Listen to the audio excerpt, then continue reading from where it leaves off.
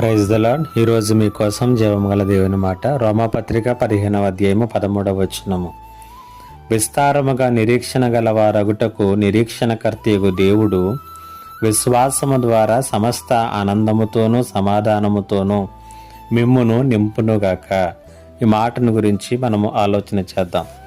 జీవితంలో మనము నిరీక్షణ కలిగి ఉండాలన్నా, ఆశలను కలిగి ఉండాలన్నా మనకు ఏదో ఒక ఆధారం అనేటువంటిది మనం కోరుకుంటూ ఉంటాం.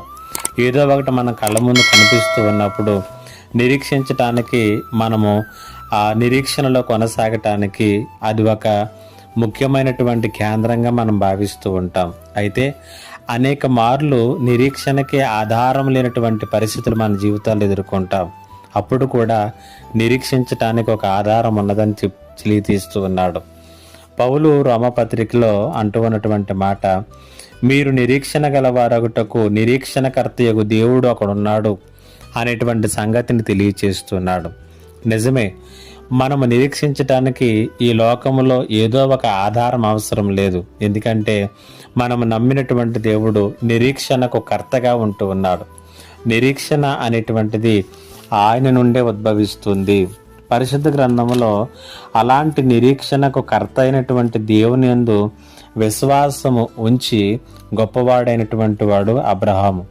అబ్రహామును గురించి రాయబడినటువంటి మాట, అబ్రహాము నిరీక్షణకు ఎలాంటి ఆధారము లేనప్పుడు దేవుణ్ణి నిరీక్షణ కలిగి నమ్మాడట. దాని ద్వారా అతడు నీతిమంతుడిగా తీర్చబడ్డాడు, గొప్పగా ఆశీర్వదించబడ్డాడు.